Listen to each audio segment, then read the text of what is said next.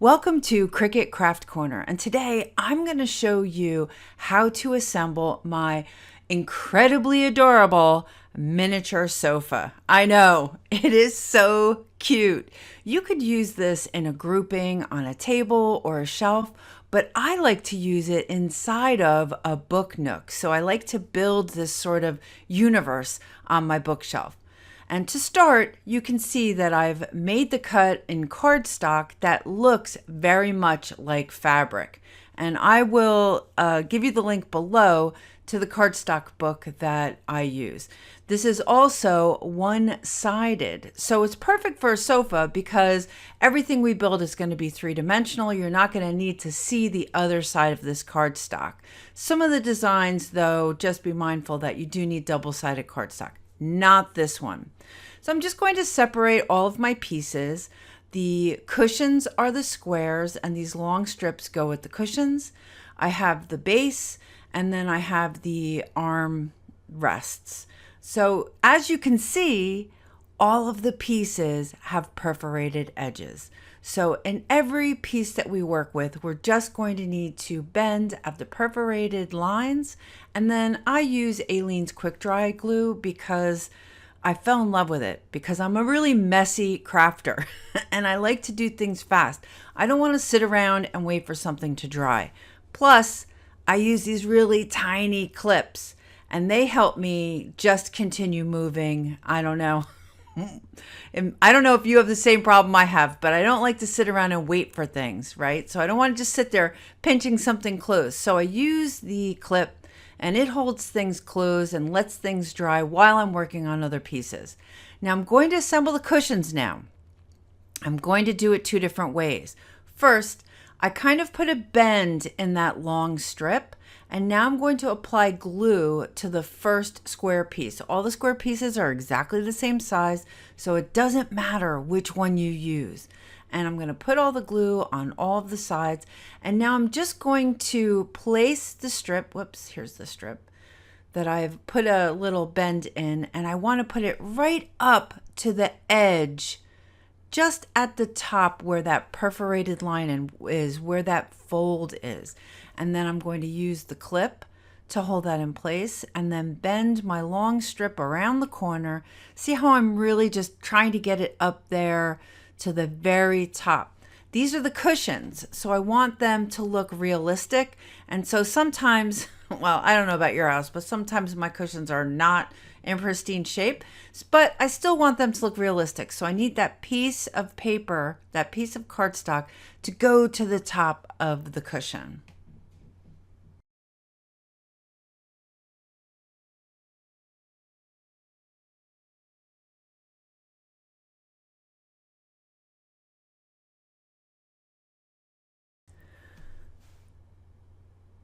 Now I'm just going to make sure that all of the edges are nice and pinched and everything's nice and glued. Let's add a little more Aleene's glue in here.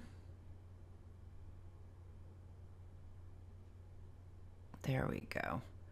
And just pinch that shut. Now the thing that I've found with Aleene's glue, now we're just making sure all of our perfs are folded so everything is nice and bent. And I'm just going to put a bead of glue on the inside line here and then just lay this on top. Make sure everything's up to the edges and push down nice and tight. And that's the base. That's the base for the sofa. Pretty good, right?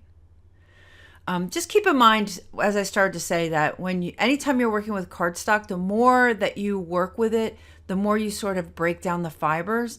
So there are different ways to do everything. In this case, I'm not going to bend that piece of strip of cardstock.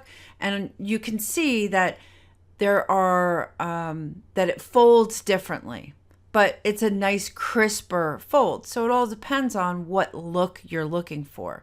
And let me just move my hands. There we go. I'm still going to try to get it into the top to really just align with the top of that square. But you can see that since it's not already bent, it's a more crisp fold. And I'm just really pushing that strip into the glue. I really want it to adhere really well because we're going to be building couch cushions. So I need this to stick together.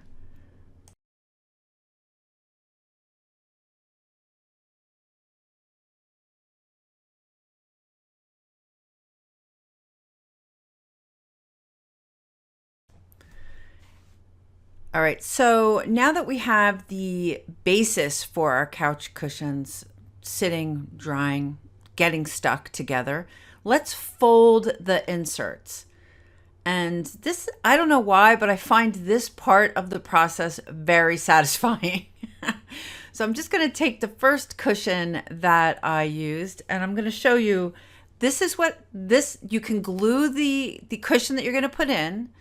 But what I find when I do this is that it breaks down the fibers of this piece that I'm inserting a little bit too soon. So if I have to manipulate it too much, it's hard to get the shape that I want. But I'm showing it to you because there's no wrong way to really do this. See how it's pushed down a little too far? I really want this cushion to be up at the edge of that strip, right? That long strip that we attached to the other one. So I'm just using this very flat tool that I have that I really do not know what the purpose of this tool is, but this is what I use it for. And I pulled it back up. Now this one, I'm going to do the same exact thing, except instead of applying the glue to what I'm going to push in, I'm going to put a bead of glue on the inside. And you can see that the cardstock behaves differently. It's a little bit easier to get this piece in because it's not breaking down from getting the moisture of the glue, right? And then I'm just going to pinch the sides and really get those sides attaching to each other with the glue on the inside. Let me just fix this. Again, I do not know what that flat tool is used for, but it works great for this purpose. So now I have 2 cushions. I know, it's so satisfying. The next step is to create the backrest. And the backrest is kind of cool. I am really happy and very pleased with how this design worked out. And like all of the other pieces, you need to bend wherever there are perforated lines. And these little fingers are going to help get the backrest to have that shape of a backrest. And I'm just using a pencil here to kind of break down the fibers of the cardstock and give me a little bit of shape. So I'm looking for a little bit of a rounded shape. And now I'm just going to put a bead of Aleene's on the outside tabs of what will be the sides. And then I'm going to shut up and you can just watch me put this together. Sometimes it just goes together so easily, but cardstock is a funny thing. Different cardstock behaves different ways. So this one was a little bit of a struggle, but ultimately I just focused on each side. I pinched it till the tacky glue really kind of grabbed enough for me to let go and do the other side. And it looks great.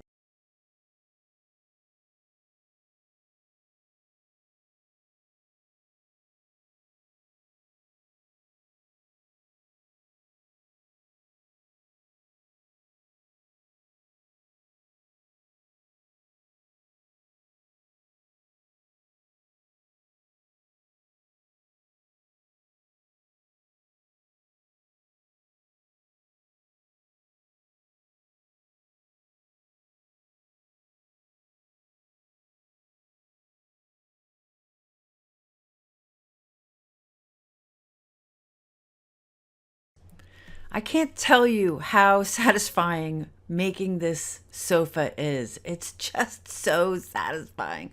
All right, so let's get our cushions down and let's put our backrest down. I'm just going to put some glue here on the base.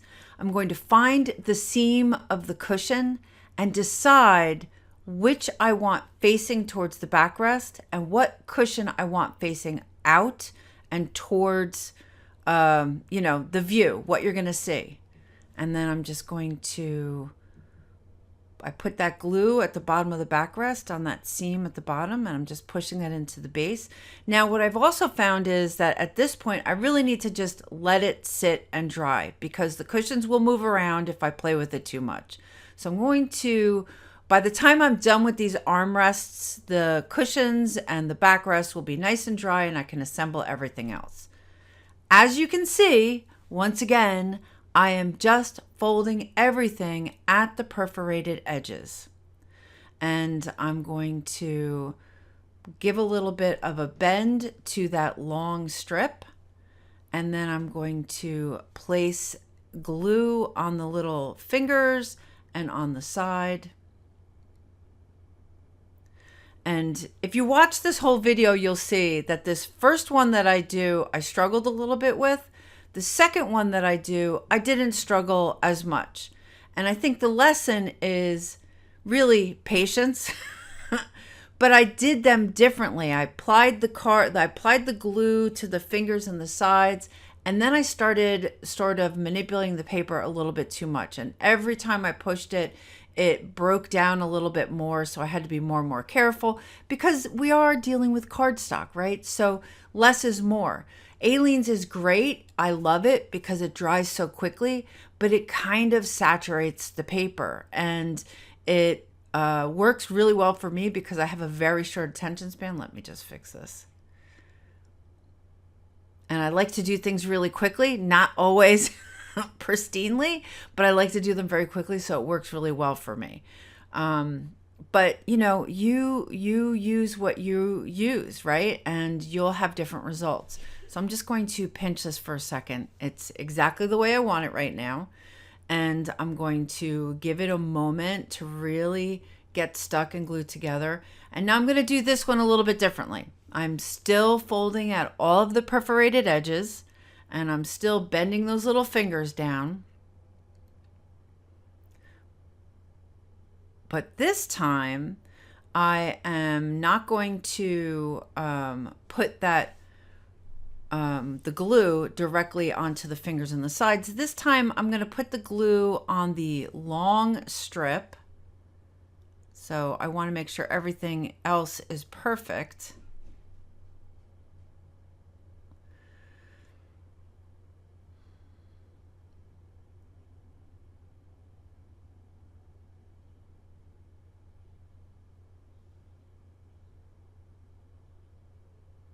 And now I'm just going to carefully, I don't want to push the sides in too far because then I'll have to pull them back out.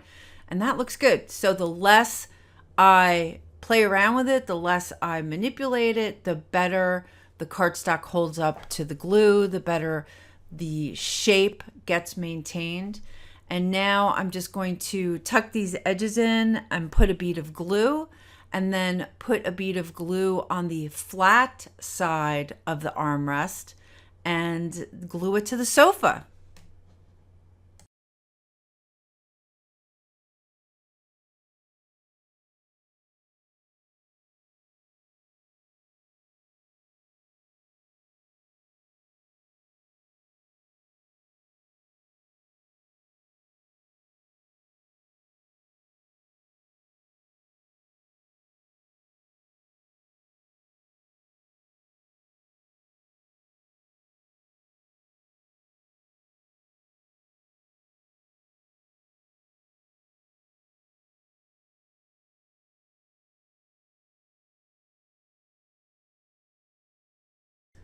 This is probably the most satisfying design I've ever created.